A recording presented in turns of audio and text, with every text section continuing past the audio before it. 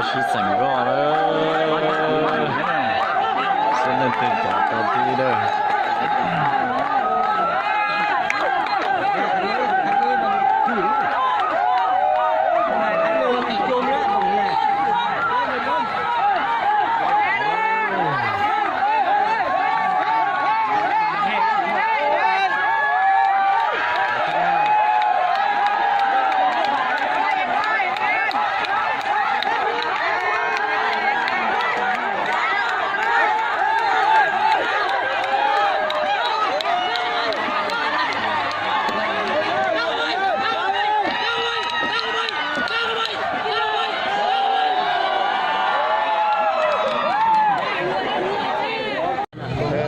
เลียวนี่มันอยู่บนน้ำแหงลื่นต้นเลยนะ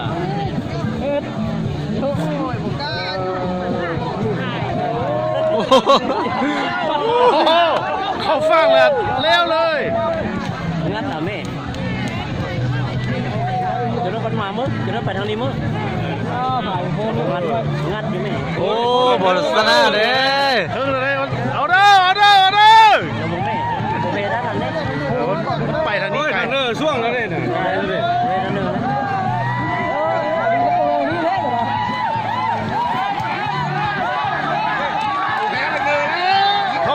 เท่าเดียวเด้อสวย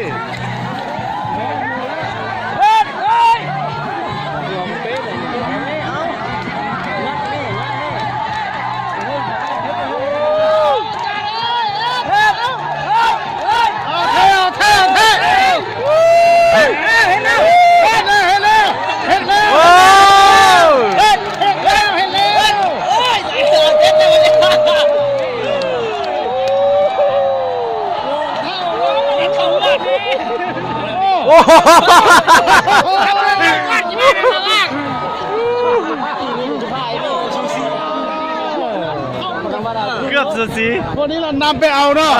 เจอได้สินำไปก่อนกันมาได้เนาะแม่นแหละเขาอยู่เงี้ยซื้อเขาอยู่เงี้ยซื้อมันรับรถแม่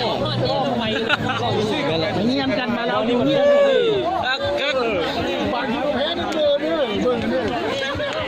เพราะทางนี้น้ำแห้งแล้วนึงสิ่งเดินจากเชียร์เลยทางนี้เลยขอเด้ทางนี้เขาพ่ายสำเร็จอยู่นั้นด้วย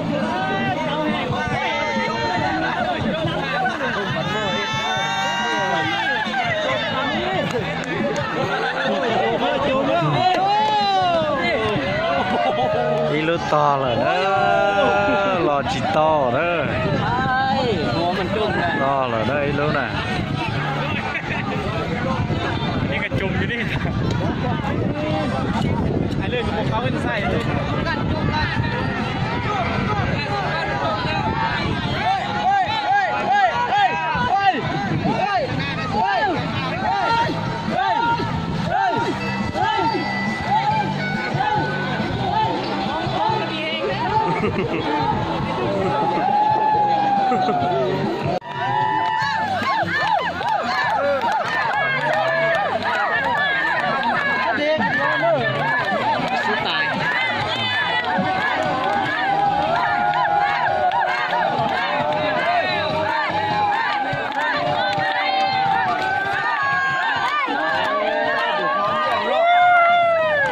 เดียวไหม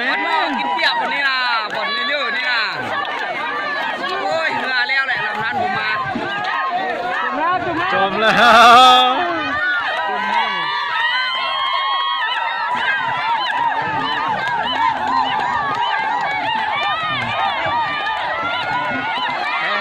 โอ้เงินลันนี่มัน